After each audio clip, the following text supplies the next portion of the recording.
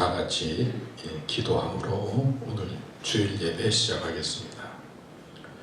나의 영혼이 잠잠히 하나님만 바라며 나의 구원이 그에게서 나오는도다.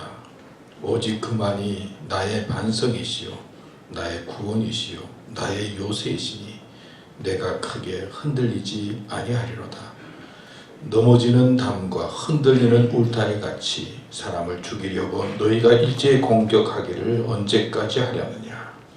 그들이 그를 그의 높은 자리에서 떨어뜨리기만 꾀하고 거짓을 즐겨하니 입으로는 축복이요 속으로는 저주로다. 나의 영혼아 잠잠히 하나님만 바라라. 무릇 나의 소망이 그로부터 나오는도다.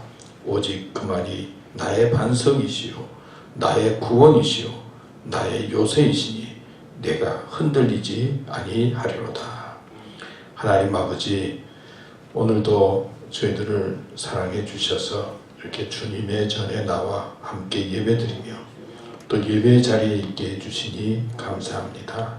하나님이 이 예배의 주인이 되어주시고 또 하나님 영광 받으시고 하나님의 마음에 합한 예배가 되게 해주시고 저희들은 마음과 뜻과 정성을 모아서 우리 자신을 드리는 귀한 예배가 되도록 이끌어 주시옵소서. 또 집에서 예배 드리는 분들도 함께 해주시고 하나님의 은혜 가운데 이끌림을 받는 귀한 예배의 시간으로 이끌어 주시옵소서. 감사합니다. 예수님의 이름으로 기도드렸습니다. 아멘. 이 시간에는 지난 일들을 생각하면서 감사도 하고 회개도 하는 감사와 회개의 기도를 드리겠습니다.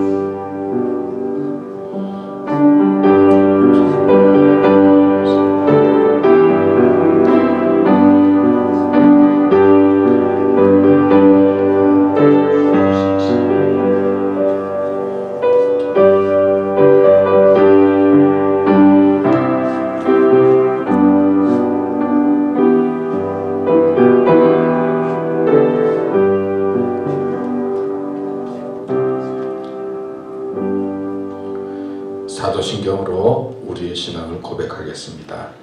전능하사 천지를 만드신 하나님 아버지를 내가 믿사오며 그 외아들 우리 주 예수 그리스도를 믿사오니 이는 성령으로 잉태하사 동정녀 마리아에게 나시고 본디오 빌라도에게 고난을 받으사 십자가에 못 박혀 죽으시고 장사한 지 사흘 만에 죽은 자 가운데서 다시 살아나시며 하늘에 오르사 전능하신 하나님 우편에 앉아 계시다가 저리로서 산 자와 죽은 자를 심판하러 오시리라. 성령을 믿사오며 거룩한 공예와 성도가 서로 교통하는 것과 죄를 사하여 주시는 것과 몸이 다시 사는 것과 영원히 사는 것을 믿사옵나이다. 아멘. 우리 찬송가 149장 부르겠습니다.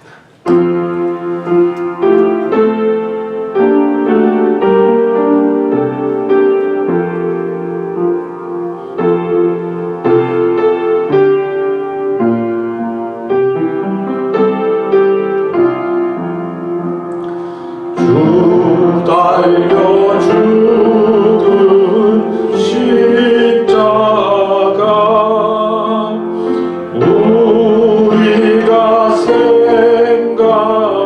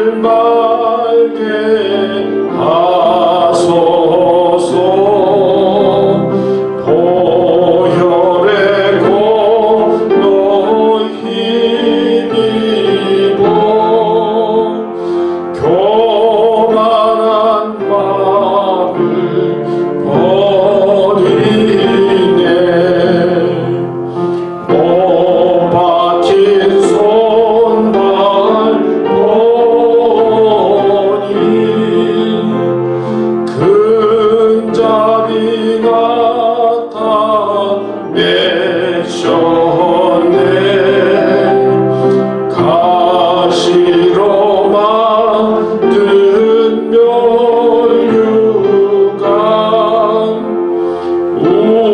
우리를 위해 쓰셨네 이 세상 만물 가져도 주의 못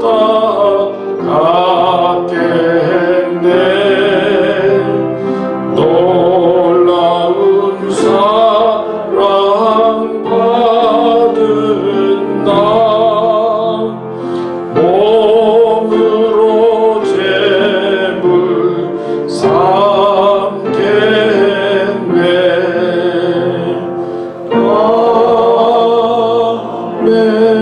아멘.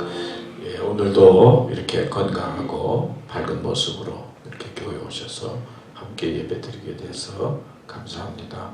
오면서 보니까 요즘 또 날씨가 좀 추워졌어요. 그래서 좀 날씨가 더웠다 추웠다 지난주에는 또 뭐 비도 오고 그랬는데 또 3월달이 돼서 바람이 부니까 또 알러지병 있는 사람들은 또 벌써 또 알러지 기침하고 뭐 콧물에 물 흐르고 뭐 그러는데 오늘 이렇게 또 여러분들 건강한 모습으로 함께 예배드리게 돼서 감사합니다.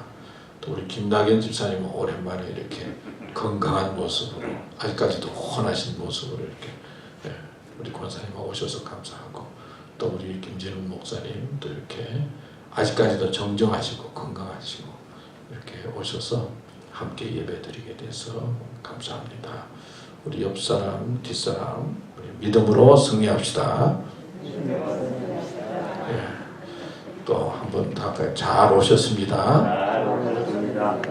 잘 오셨습니다. 하여튼 오신 거 환영하고 또 우리 건강 조심하시면서 여름 때 마지막에 또 조심해야 되잖아요. 어디 갈 때도 떠날 때 조심하고 돌아올 때 조심하는 것처럼 잘 끝까지 잘 마무리할 수 있도록 또 건강 유의하시고 조심하시면 좋겠고요.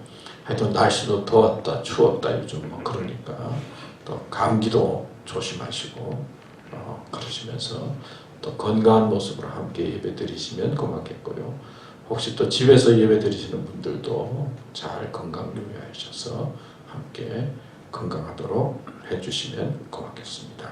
우리 시간에는 박찬용 장로님 나오셔서 대표해서 기도해 주시겠습니다.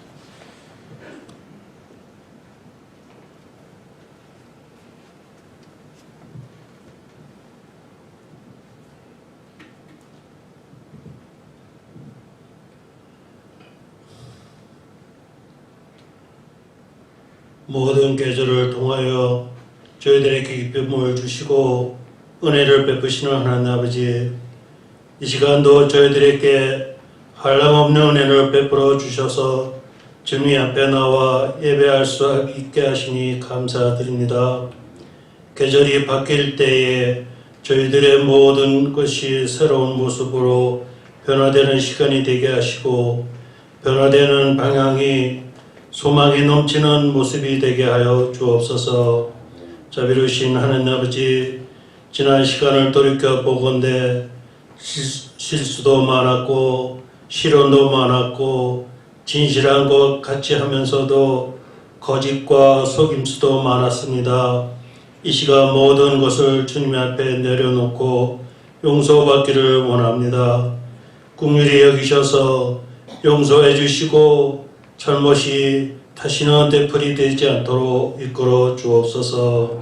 3월입니다. 엄동설한이 지나고 봄이 왔습니다. 바싹 마른 고목에 따사로운 햇살이 내리는 봄입니다. 마른 나무가지마다 12비 고운 새싹에 쏟아내밀 듯 저희들의 고목 같은 심령에도 성령의 따뜻한 꽃바람이 일어나게 하옵소서.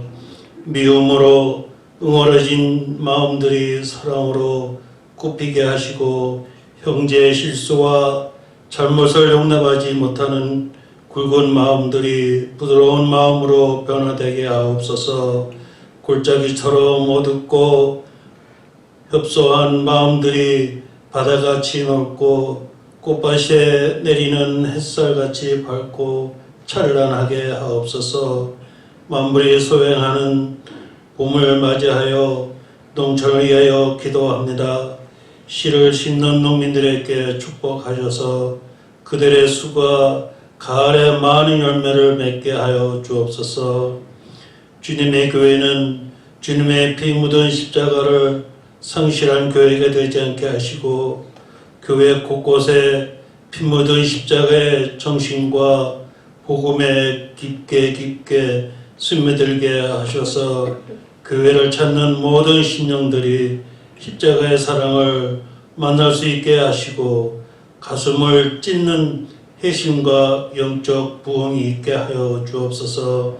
오늘도 봄날을 맞이하여 생명의 복음을 전가하시기 위하여 단위에 서신 목사님을 기억하시고 심령을 내어 쫓는 마음으로 말씀을 선포하실 때 새 생명의 기쁨에 샘솟는 저희들이 되게 하여 주옵소서. 예배의 시종을 주님께 입당합니다. 찬양으로 안내로 헌금으로 예배를 수종드는 손길들을 기억하시고 크신 은혜와 복으로 함께하여 주옵소서. 이 시간 성령께서 친히 예배 가운데 운행하심을 믿사옵고 예수 그리스도의 이름으로 간절히 기도드려옵나이다. 아멘.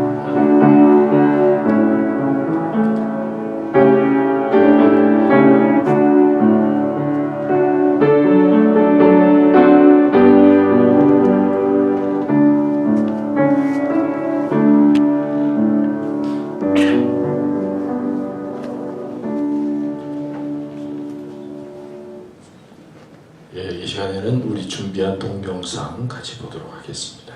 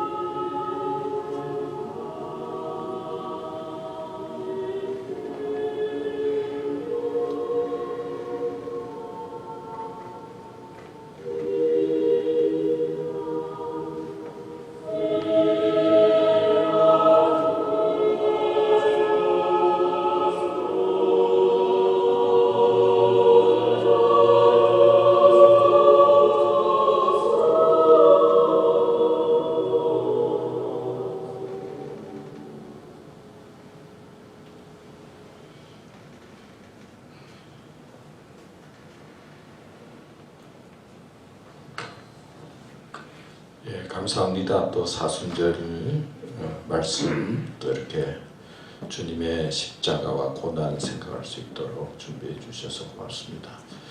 예, 오늘 주시는 하나님의 말씀은 빌립보서 1장 3절에서 11절 말씀입니다. 제가 봉독하겠습니다.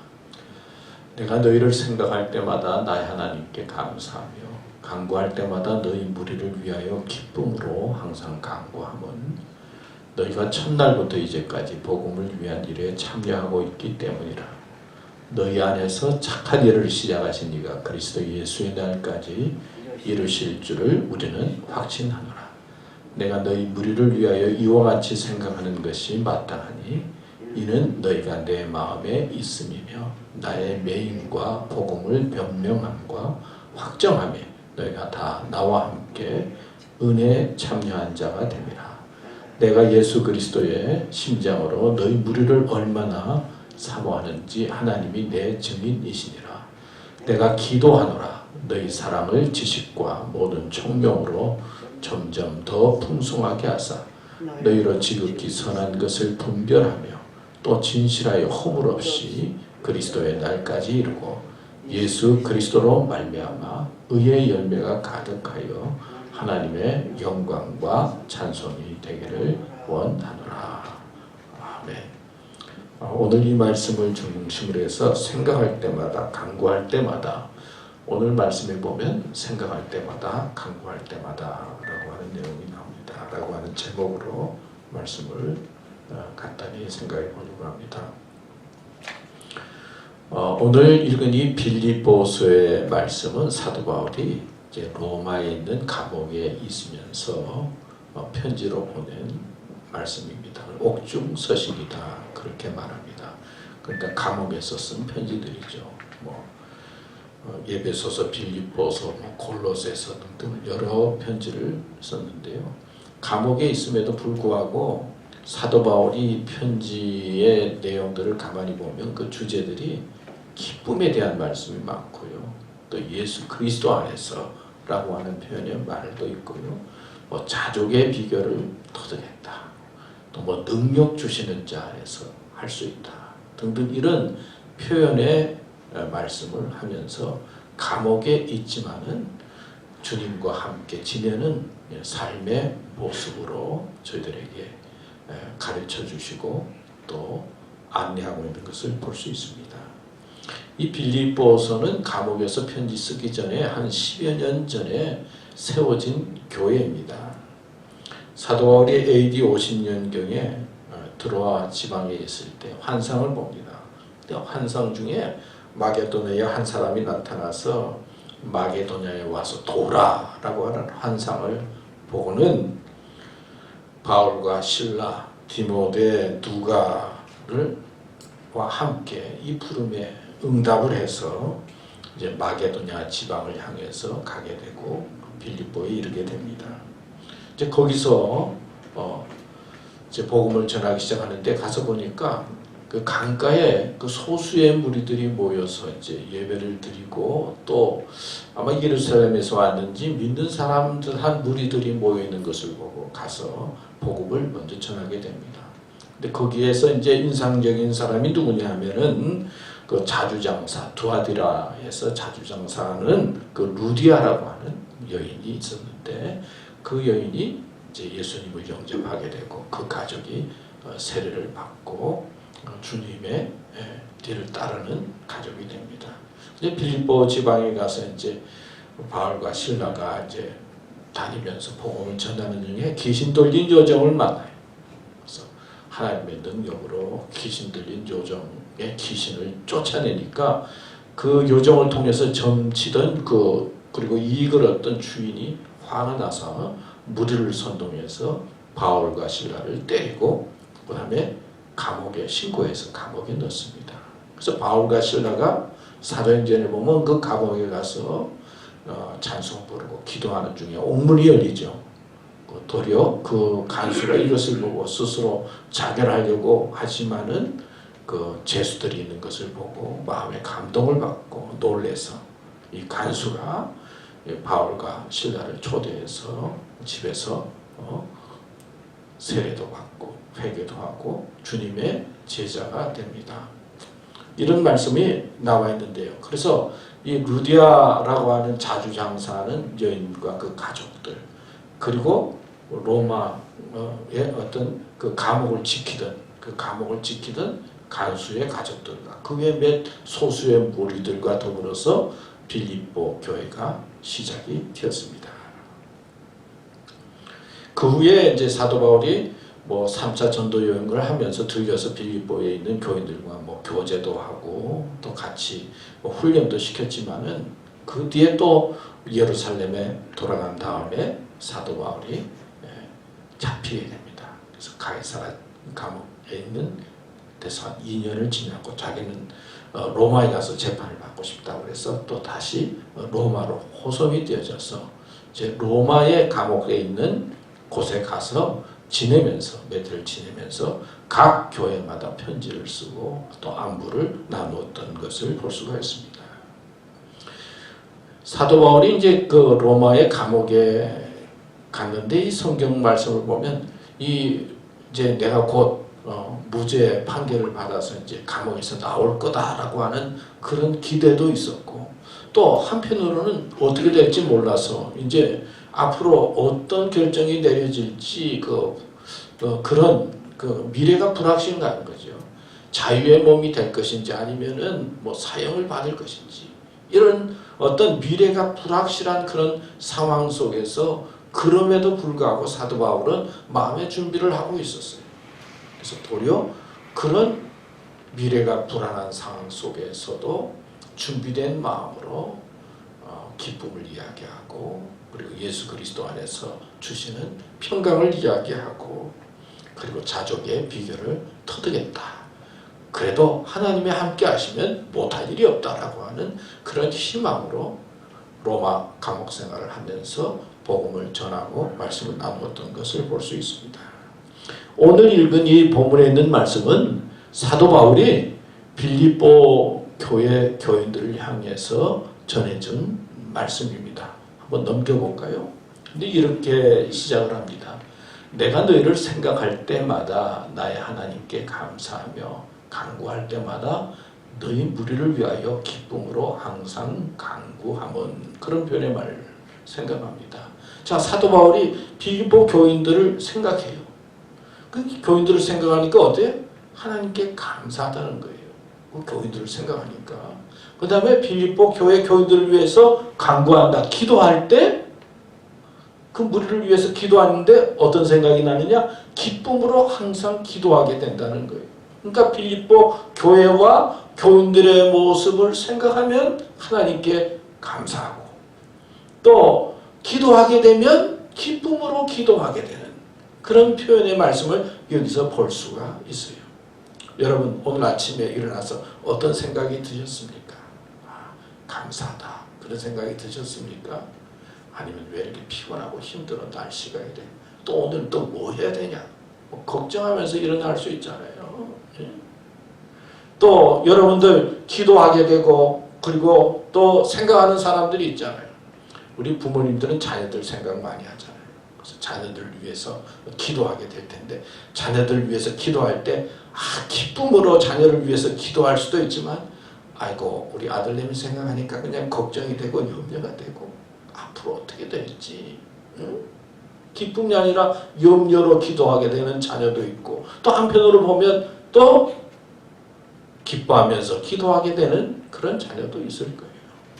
여러분, 오늘 교회를 생각하고 우리 교회를 생각할 때 다른 사람이 하나님께 감사하다, 그런 면으로 교회를 바라보면서 감사할 수 있고, 또 누구를 생각할 때 기쁨으로 생각되는 사람이 있지만 또 걱정되는 사람들도 있잖아요. 저도 교인들을 위해서 이제 기도하는데 어떤 사람은 그냥 생각하면 너무나 감사한 사람도 있고, 어떤 사람은 조금 걱정되는 사람도 있고, 그렇잖아요. 저는 여러분들이 또 우리 교회가 믿음의 길을 가면서 이제 신앙생활을 하는데 다른 사람이 생각할 때 참 감사하다, 그렇게 감사의 모습으로 보여질 뿐만 아니라 여러분들을 위해서 기도하면 뭔가 기쁨이 생기고 즐거움이 생기는 그런 교회와 교인들이 되면 좋겠다. 이제 그런 생각을 하면서 말씀을 보면서 준비하게 된 것입니다. 여러분, 감사의 마음과 기쁨의 마음으로 사는 것 참으로 복되고 귀한 것입니다. 근데 어떻게 사도 바울은 빌립보 교회를 생각할 때 왜 그렇게 기쁨의 마음이 생기고 감사의 마음이 생겼는가 보니까 오늘 이 본문 말씀 속에서 세 가지로 제가 찾을 수가 있었어요. 복음의 일에 참여하는 교회였다는 거예요. 두 번째는 은혜에 참여한 교인들이었다는 거예요. 그리고 세 번째는 허물 없이 그리스도의 날까지 그 믿음을 지켜서 살아가면 좋겠다 하는 생각을 하면서 빌립보 교회를 향해서 오늘 말씀을 전하는 것을 볼 수가 있습니다. 첫 번째, 복음의 일에 참여하라 그랬어요. 빌립보서 1장 3절에서 6절 말씀을 보면 내가 너희를 생각할 때마다 나의 하나님께 감사하며 간구할 때마다 너희 무리를 위하여 기쁨으로 항상 간구함은 너희가 첫날부터 이제까지 복음을 위한 일에 참여하고 있기 때문이라. 너희 안에서 착한 일을 시작하는 이가 그리스도의 예수의 날까지 이루실 줄을 우리가 확신하노라. 이런 표현의 말을 했어요. 이 말씀 중간에 보면 첫날부터 이제까지 복음을 위한 일에 참여하고 있기 때문이라 라고 하는 말씀이 나오고 있어요. 여러분, 복음의 구경꾼들이 참 많아요. 그냥 구경만 하는 사람들이 많죠. 그 다음에 복음을 거치는 자도 많아요. 제가 보니까 방해하는 사람도 많아요. 우리는 복음의 구경꾼이나 그 다음에 거치는 자나 해방꾼이 되어서는 안 돼요. 복음에 참여하는 믿음의 사람이 되어야 합니다.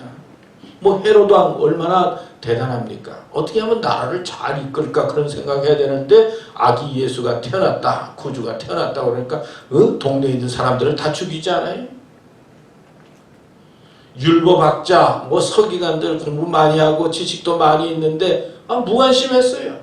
뭐 어디에 태어난다는 거는 알고 있지만은 법에 대해서는 알고 성경에 대해서는 알았지만은 별로 관심이 없었어요. 무리들은 어떠했습니까? 예수님께서 십자가에서 돌아가시기 전에 빌라도의 재판을 받을 때 그렇게 예수님의 사랑을 받았음에도 불구하고 십자가에 못 박게 하라고 바라바를 놓아달라고 그러지 않았습니까?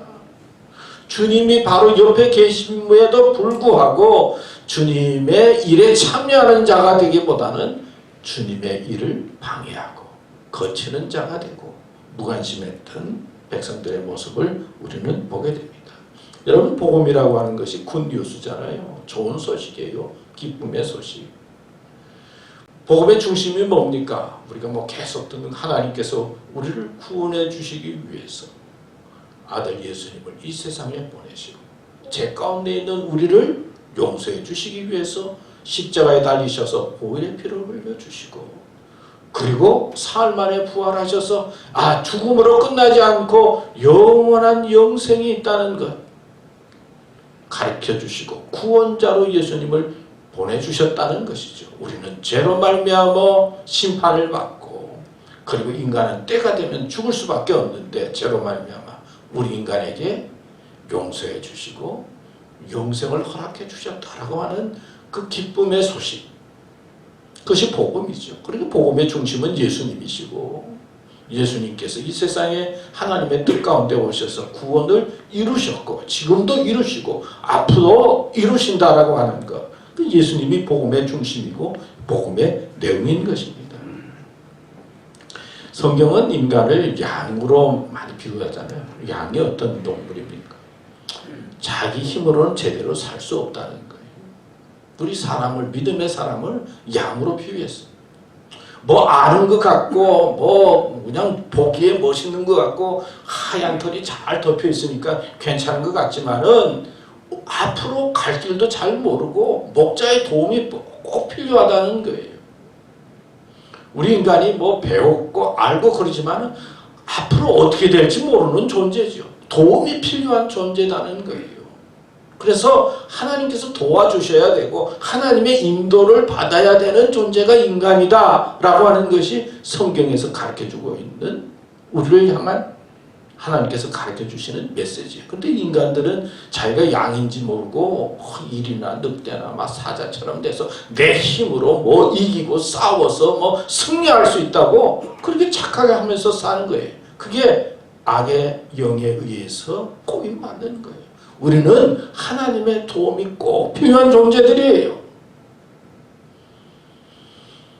그런데 악은 어떤 겁니까?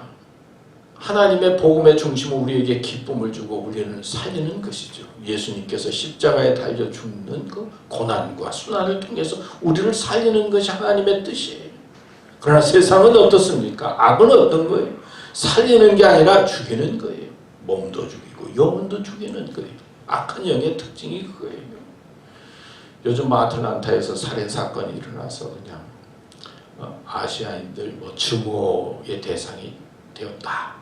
증오의 대상이다. 그래서 지금 굉장히 많이 여론도 그렇고 그것에 대한 보도가 많이 나잖아요. 악의 특징은요, 분노가 생기고 화가 생겨서 결론적으로 사람을 죽이려고 하는 거예요. 마귀의 특징이 그래요. 마귀의 특징은 살리고 기쁨을 주는 게 아니고 괴로움을 주고 슬픔을 주고 그리고 사람을 죽게 만드는 거예요. 그러나 하나님의 역사는, 복음의 역사는 예수 그리스도를 통해서 우리를 살리는 거예요.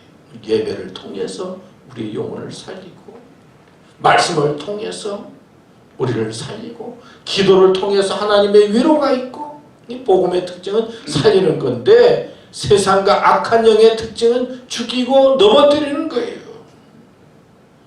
여러분, 우리는 믿음 안에서 살아나는 사람이 되어야 합니다. 하나님은 우리를 살리는 사람으로 부르셨어요. 세상에는 그렇죠. 이제 대학을 졸업한다든지 학교를 졸업하면 어디 취직을 해야 되는데 얼마나 그 가는 일이 어려워요. 졸업한 사람은 많은데 갈 데가 없어요. 그래서 취직하는 일이 보통 일이 아니잖아요. 어디에 들어가서 취직하는 일이 보통 일이 아니에요. 사람은 많은데 갈 데가 없는 게 세상이에요. 그러나 영적으로 보면 성경에 보면요, 성경에는 할 일은 많은데 일꾼이 적은 거예요. 하나님의 일에 참여하는 자가 적은 거예요. 그래서 추수할 것은 많은데 일꾼이 적어서 하나님께서 우리를 계속 부르시는 거예요. 복음의 일, 하나님의 일, 살리는 일, 영적인 일, 하나님의 역사를 이루는 일이 너무나 많고 영적으로 보면 큰데 거기에는 참여하는 사람들이 없는 거예요. 그래서 하나님께서 우리를 향해서 복음의 일꾼으로, 복음의 사람으로 부르고 있다는 것입니다. 근데 또 중요한 것은요, 오늘 말씀에 보면 너희 안에서 착한 일을 시작하신 이가 그리스도 예수의 날까지 이루실 줄을 우리는 확신합니다. 이 복음의 일, 하나님의 일은요, 하나님께서 주시는 능력으로 하는 거예요. 세상의 지식이나 우리는 복음의 일을 돈이나 물질이나 뭘 통해서 하는 것처럼 하지만은 사실 하나님의 일, 이 착하신 일이라고 하는 것은 하나님께서 하시도록 역사해 주신다는 거예요. 이 착한 일의 중심은 살리는 거잖아요. 사람의 마음에 기쁨을 주고 다른 사람을 살리고 영혼을 살리고 몸을 살리는 일이 사실은 착한 일의 중심인데 우리 믿음의 사람은 하나님께서 주시는 능력으로 감당해야 된다. 하나님께서 하시고자 하면, 하려고 마음 먹으면 이 복음의 일, 하나님의 일을 하려고 하면 하나님께서는 감당할 힘을 주신다는 거예요. 그 일을 말씀을 하고 있어요. 왜 빌립보 교인들은 이렇게 사도 바울에게 감사와 기쁨이 되었는가? 복음에 참여하는 자들이었다는 거예요. 하나님의 일에, 살리는 일에, 영적인 일에, 구원 일에 참여하는 자가 되었기 때문에 사도 바울은 빌립보 교회를 생각하면서 감사하고 기뻐할 수 있었다는 것입니다. 에베소서 3장 7절에 보면 이 복음을 위하여 그의 능력이 역사하시는 대로 내게 주신 하나님의 은혜의 선물을 따라 내가 일꾼이 되었노라. 하나님께서 역사하시는 능력에 따라서 하나님의 일꾼이 되었고 감당할 수 있게 되었다는 것입니다.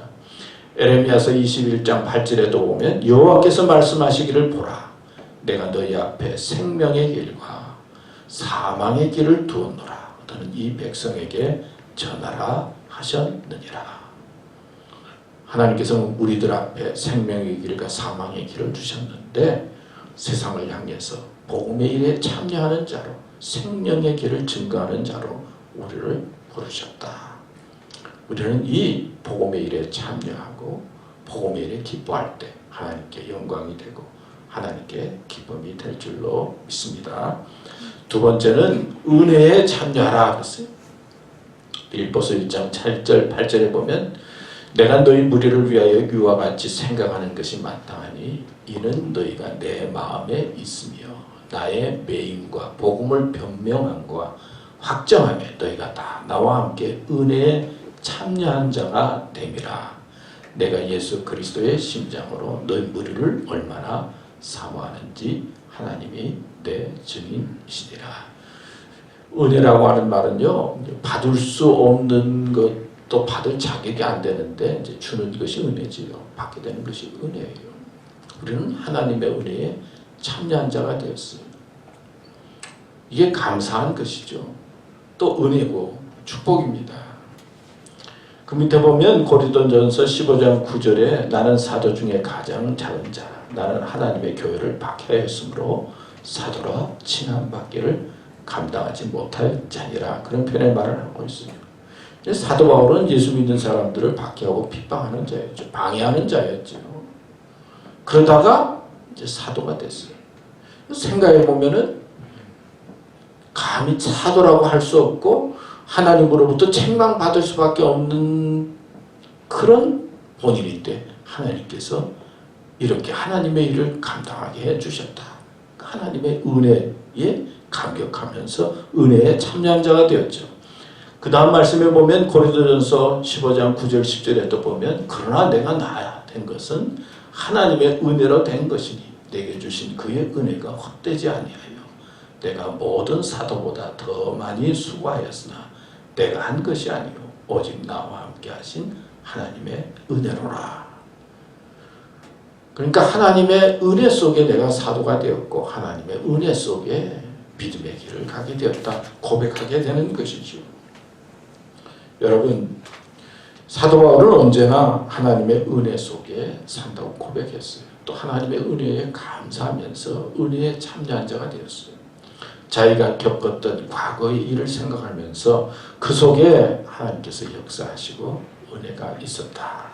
그렇게 믿고 겸손한 마음으로 섬기는 마음으로 남들보다 더 수고하는 마음으로 봉사하고 일했던 것을 볼 수가 있습니다. 오늘 좀 딱딱한 말씀을 계속하고 있는데요. 이제 기독교적인 용어로 이제 은혜라고 하는 말씀 속에는 세 가지 의미가 포함되어 있다고 표현할 수가 있어요. 첫째, 이제 구원이 있죠. 하나님께서 우리를 값없이 선물로 내가 뭐 노력해서가 아니라 우리를 구원해 주셨다라는 그 구원과 은혜는 연결이 되어져 있어요. 그 다음에 또 구원 속에는 사명과 연결이 되어져 있어요. 사도 바울이 복음을 방해하는 자였는데 복음을 전하는 자가 되었죠. 하나님의 책망과 심판을 받을 수밖에 없는데 하나님을 증거하는 사도가 되었어요. 그러니까 은혜 속에는 사명과 연결이 되어져 있어요.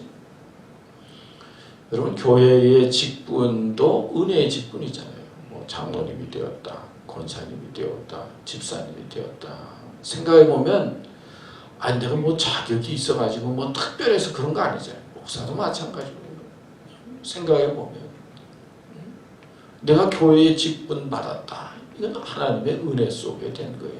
인간적으로 세상에 비교하면 뭐 권사님도 많고 집사님도 많고 장로님도 많고 뭐 많이 있으니까 생각하기 쉽지만은 그러나 뭐 사람이 많은 게 문제가 아니고 직분이 많은 게 문제가 아니라 하나님 앞에 내가 받을 만한 자격이 없는데 은혜로 나에게 직분을 주신 거예요.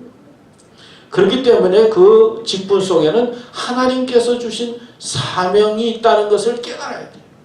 그 사명이 뭡니까? 교회를 통해서 직분을 주셨으니까 교회를 세우는 거죠. 교회가 잘 되고 또 사람의 마음속에 생명력을 불어넣어서 믿음 생활하도록 잘 돕는 거죠. 또한 믿음 생활 잘 하도록 도울 뿐만 아니라 내가 다른 사람들 보기에 하나님의 영광을 가리지 않도록 세상에 나아가서 믿음의 사람으로 또 바르게 살아가는 것, 이것도 사명이죠. 우리가 예배 드릴 때마다 신앙 고백을 합니다. 그런 것처럼 세상에 나아가서 주님에 대해서 신앙 고백을 하고, 나는 예수 믿는 사람이야, 나는 예수 믿는 사람으로 이렇게 살고 있어 라고 세상 사람들 앞에 삶을 통해서 자신의 신앙을 보여주는 것, 이것도 사명이죠. 오늘 말씀에 보면 변명이라고 하는 말도 나오고요, 확정이라고 하는 말이 나와요. 변명이 뭐냐? 기독교 진리를 수호하는 거예요. 세상 사람들이나 사람들이 기독교 진리에 대해서 잘 모를 때 이 사명 있는 사람들은 기독교 진리에 대해서 이야기할 수 있어야 된다는 거예요. 직분자들은. 또 확정이라고 하는 말이 나오는데요, 흔들리는 게 많아요. 사람들이 조금만 일이 생기면 이렇게 흔들리고 저렇게 흔들리고 그러는데, 확신을 가지고 흔들리지 않고 다른 사람들에게 확신 있게 증거할 수 있는 그런 사명의 사람이 은혜의 사람이다라고 말씀하고 있습니다. 그 다음에 은혜 속에는요, 고난으로 얻어질 영광이 포함되어 있어요. 고난과 연결되어져 있어요. 성경의 최종 판단자는 하나님이시거든요. 사도 바울이 이제 감옥에 가서 매 맞고 고생하고 또 죽을 고비를 넘기고, 그런데 내가 하나님 믿으니까 이렇게 고생하고 힘들었습니다, 그렇게 표현하지 않았어요. 이 주신 것도 하나님께 영광을 돌렸어요. 나의 고난을 영광으로 돌린 겁니다. 주님 위해서 핍박당하고 아픔을 당하는 것, 하나님의 은혜요, 하나님께 영광을 돌립니다. 그렇게 고백하면서 은혜의 자리에 거했던 것을 볼 수가 있어요. 어떤 사람이 이런 고백을 했어요. 자기가 일제시대 때 정말 신앙생활을 하니까 감옥에 가기도 하고, 그때는 순교의 각오를 가지고 하나님께서 부르시면 가야지, 믿음으로 살아야지. 그래서 고난도 당하고 고통을 당할 때 그래도 믿음을 지키면서 일제시대를 이겼다는 거예요. 그래서 일제시대가 지난 다음에 이제 좀 잘 되니까 이 사람이 사업도 하면서 좀 부유해지고, 또 부유해지면 꼭 사람들이 관심 갖는 게 정치하고 싶은 마음이 생기거든요. 그래서 이제 정치를 해서 또 정치계에 들어가기도 하고, 이제 살기도 좀 잘 살게 되고, 그리고 또 지위도 높아지고 부유해지니까 점점 하나님과 멀어지게 된 거예요. 이제 나이가 들어서 마지막 때가 되니까 하나님 앞에 내가 서면 어떨까, 내 모습이 어떨까라고 하는 그런 믿음의 마음이 마음속에 생기게 됐어요. 내가 젊었을 때 고난이 있고 어려움이 있을 때는 내가 죽을 마음으로 신앙생활을 했는데, 이제 나이가 들고 이제 좀 생활이 안정되고, 그리고 모든 것으로 사람들로부터 좀 이렇게 인정을 받게 되니까 하나님과 멀어지고 신앙이 떨어졌던 자신을 발견하게 된 거예요. 내가 하나님 앞에 가게 되면 정말 어떤 모습일까? 그러면서 회개하고 자신을 돌이켜보며 믿음에 서려고 힘썼다. 그런 이야기를 제가 들었어요. 여러분, 고난 중에 있을 때 우리는 하나님 열심히 믿고 찾다가 조금 편안해지면 하나님 멀어지는 경우가 많아요. 그리고 우리가 좀 잘 살게 되니까 점점 믿음이 떨어지는 거예요. 그래서 하나님에 대한 그 약속과 하나님에 대한 그 은혜는 멀어지고 세상에 더 관심이 많아질 때가 많이 있어요. 나이가 들어가면 들어갈수록 세상과 멀어져야 되는데, 이상하게 나이가 들어가면 들어갈수록 더 욕심이 많이 생기지 않나, 그런 생각이 들 때가 있어요. 빌립보 교회는 하나님의 은혜에 참여하는 교회였다는 거예요. 구원의 일에 참여하고 사명을 가지고 일하고, 그리고 주님께서 주시는 어떤 어려움도 고난도 영광으로 생각하고 믿음의 길을 갔기 때문에 결국 사도 바울이 그 교회를 향해서 감사하고 기뻐할 수 있었다는 것이죠.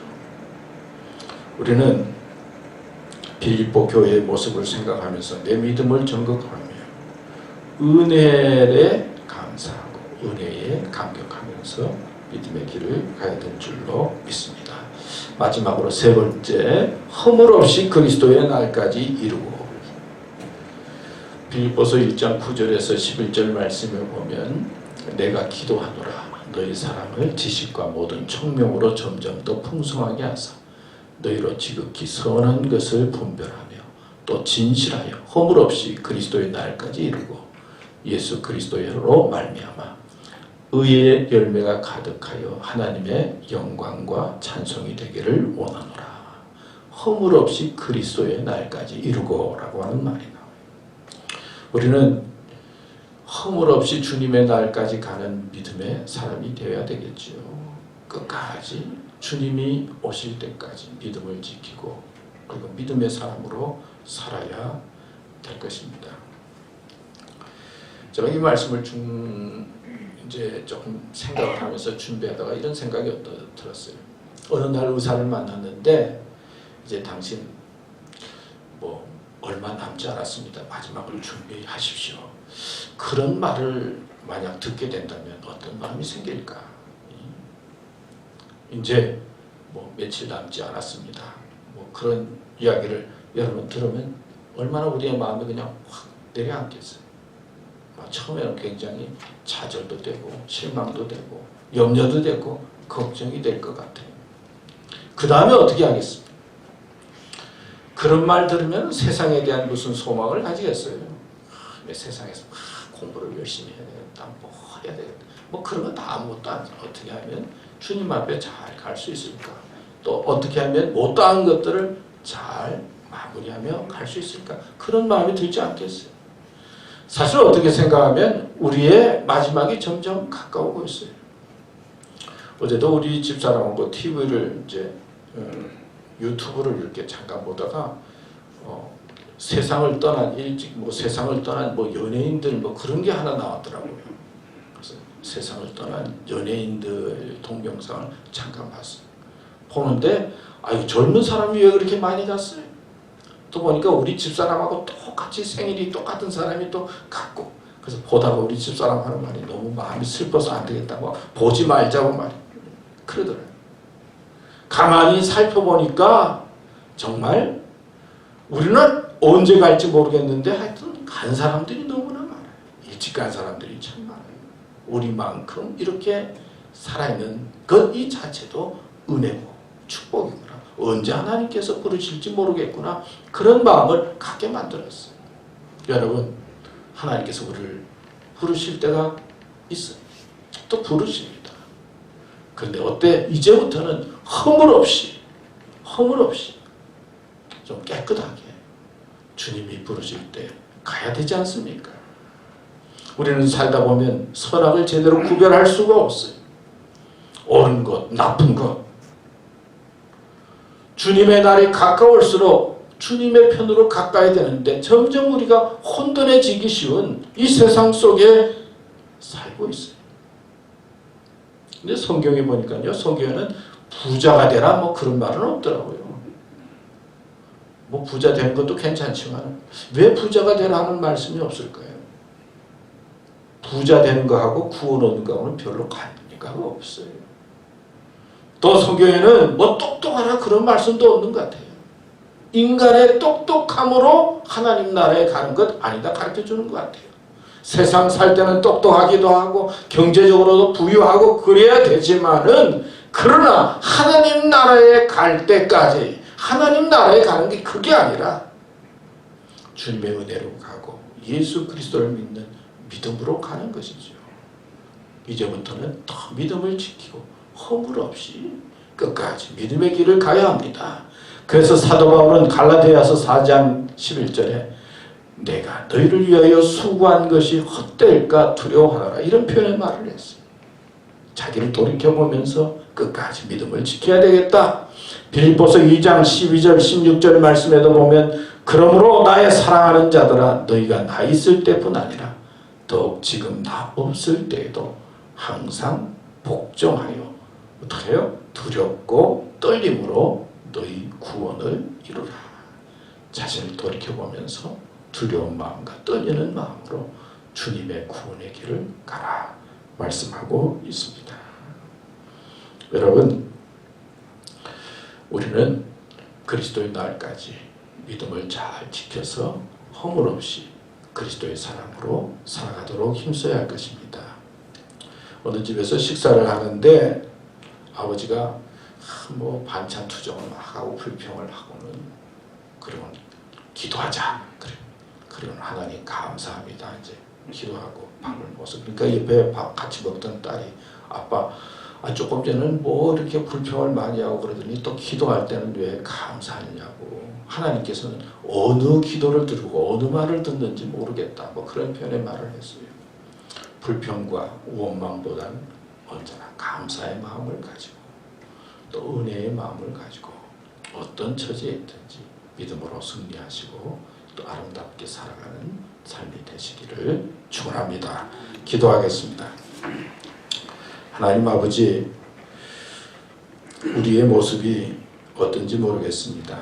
우리를 생각할 때, 또 우리를 위해서 기도할 때 어떻게 보여질지 감사의 모습으로, 기쁨의 모습으로 보여지도록 인도해 주시고, 또 오늘 사랑하는 교우들, 주님의 교회에 나왔는데 저들의 삶이 복되어서 허물 없이 주님의 날까지 잘 믿음으로 가게 해주시고 또 감사하게 해주시고 은혜가 넘치는 삶이 되도록 도와주시옵소서. 우리 교회도 축복해 주시고 하나님의 기뻐하고 하나님의 축복 가운데 복음의 일에 더욱 참여하고 하나님의 능력 가운데 거하는 교회가 되도록 역사해 주시옵소서. 감사합니다. 예수님의 이름으로 기도드렸습니다. 아멘. 찬송가 288장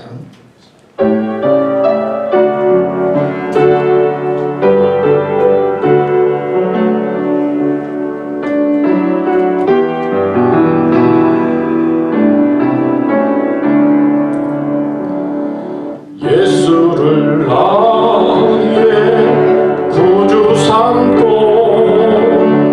성령과 피로써 거듭나니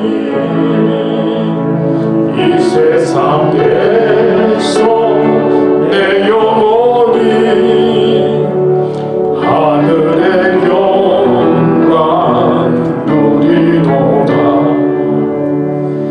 이것이 나의 간증이요, 이것이 나의 찬송일세.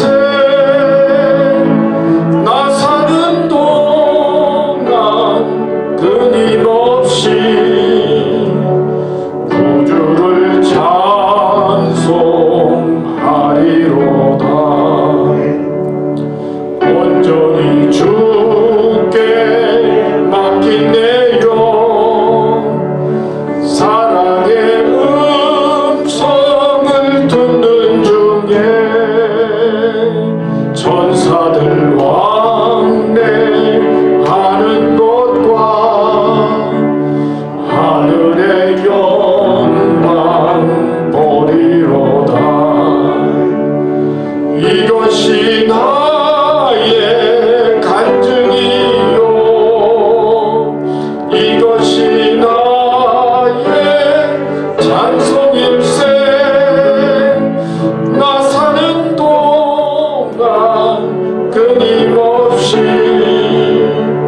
구주를 찬송하리로다. 주 안에 기쁨 누림으로 마음의 풍랑이 잠잠하니 세상과 나를 단 것 없고 구속한 주만 보이도다. 이것이 나의 간증이요, 이것이 나의 찬송일세. 나 사는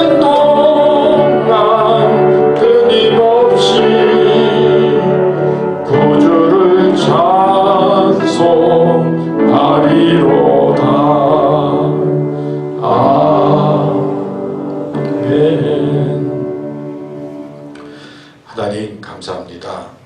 저희들 믿음으로 축복받게 해주시고 또 이렇게 어려운 가운데서도 건강을 지켜 주시고 주님 앞에 서도록 이끌어 주신 것 감사합니다.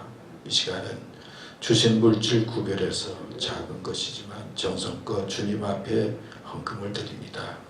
저희들이 드리는 헌금 받아주시고 또 드린 손길 한 사람 한 사람 축복해 주셔서 믿음으로 승리하게 해주시고 강건케 해주시고 필요한 것들을 채워주시고 기도의 응답을 허락하여 주시옵소서. 드려진 헌금 사용할 때 우리 교회가 복되게 해주시고 많은 사람들에게 은혜가 되게 해주시고 오병이어의 기적이 넘치게 하여 주시옵소서. 감사합니다. 예수님의 이름으로 기도드렸습니다. 아멘. 예, 몇 가지 교회 소식 말씀드리겠습니다. 사실 다음 주일은 종료주일, 고난주일입니다. 그러니까 다음 주일부터 이제 고난주일이 시작이 되고 또 고난주간이 시작되고 난 다음 주일은 이제 부활주일, 4월 첫째 주일은 부활주일이 됩니다. 이제 사순절 마지막 기간이 다 돼가는데 여러분 은혜 가운데 보내주시면 고맙겠고요. 또 예배를 위해서 또 수고해 주시고 교회를 위해서 알게 모르게 또 봉사해 주시고 또 도움을 주시는 분들 감사합니다. 우리가 이렇게 예배 한번 드리는 것 같지만 또 이 예배 드리기 위해서 뒤에서 또 맡은 곳에서 봉사하시는 분들 많습니다. 하여튼 수고 많이 해주셔서 감사합니다. 사순절 기간 우리 잘 보내주시고요. 또 예배 계속 드리니까 이제 점점 조금씩 또 백신 주사도 맞고 또 안정이 되는 것 같은데요. 또 백신 주사도 맞으시고 또 건강 유의하시면서 아까 말씀드린 것처럼 이제 잘 또 마지막 때 가까워오는 것이 중요하니까 끝까지 건강 조심하시고 또 교회에서 마스크 꼭 써주시고 또 들어올 때 한번 또 체크도 해주시고 또 몸이 조금이라도 좀 불편하신 분들은 또 집에서 예배 드려주시고 그래서 우리 교인들 이때까지 건강했는데 끝까지 건강해 주시면 고맙겠습니다. 우리 예배 후에 우리 장로님들 당회로 모이고요. 오늘 또 김낙연 집사님 오셔서 너무나 좋고요. 또 우리 목사님 또 김재일 목사님 오셔서 너무나 좋습니다. 그 외에 또 아직까지 오지 못하신 분들도 계신데 잘 올 수 있도록 기도해 주시고 또 믿음으로 서로 또 전화도 자주 하시면서 또 잘 견뎌주시면 고맙겠습니다. 이제 우리 찬송가 어두운 밤 시대림이 부르도록 하겠습니다.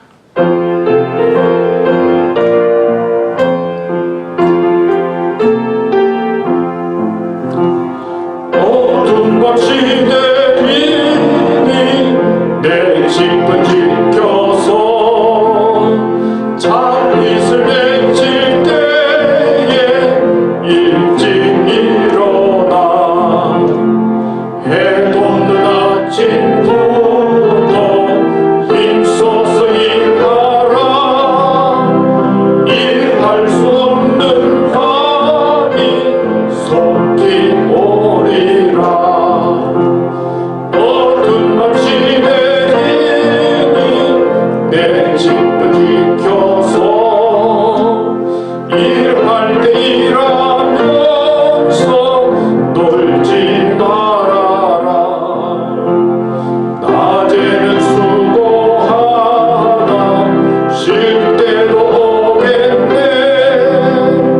일할 수 없는 밤이 속히 오리라. 어두운 밤 시대리니 내 집을 지켜서 진눈에 비낀 곁에 임선이라고 그 빛이 가하여서 어둡게 되고도 할 수만 있는 대로 힘써 일하라. 우리 미국을 위한 기도 우리 같이 하도록 하겠습니다. 하나님 아버지, 사랑하는 미국을 위해 기도합니다. 이 나라는 하나님을 섬기는 믿음 위에 세워진 나라입니다. 위정자들에게 먼저 믿음을 주셔서 지금의 위기와 문제를 기도하며 하나님을 기쁘시게 하는 나라로 이끌게 하시옵소서. 그래서 전 인류에게 믿음과 희망의 나라가 되게 하시옵소서. 주님, 바이러스19 질병이 계속 이어지고 있고 치료 백신을 맞고 있지만 앞으로도 어떻게 될지 모를 불안으로 힘든 분들도 많습니다. 후유증 없이 몸이 회복되고 일상생활이 안정되게 하시옵소서. 그리고 서로 웃으며 만날 수 있게 하시옵소서. 이번 주간에는 아틀란타에 일어난 총격 사건으로 한인들과 여러분들이 사망했습니다. 슬픔 중에 있는 사람들과 힘들게 사는 사람들과 함께 해주시며 이 땅에는 차별이 없는 참다운 평화가 있게 인도하시옵소서. 하나님 아버지, 온 세계의 땅을 회복시켜 주시옵소서. 약해진 교회를 능력 있게 세워주시고 십자가의 능력이 이 땅에 넘치게 하시옵소서. 우리는 교만하지 않고 하나님 앞에 회개하며 자신을 살피게 하시옵소서. 주님께 예배하면서 두려움과 불안을 담대히 이겨 승리의 믿음이 되게 하시옵소서. 예수님의 이름으로 기도드립니다. 아멘. 이제는 우리를 위해 십자가에 달려 죽으시고 부활하셔서 우리에게 참 소망이 되신 예수 그리스도의 은혜와 하나님의 넓고 넓은 극진하신 사랑과 성령의 감화, 감동, 인도하시니 믿음의 바로 서서 많은 사람들에게 감사의 모습으로 기쁨의 모습으로 보여지는 그런 교우들 되기로 다짐하며 또 하나님께서 원하시는 교회를 세워나가기 원하는 우리 사랑하는 교우들과 이 땅 미국과 전 세계 위에 영원토록 함께 하시기를 간절히 축원하옵나이다. 아멘.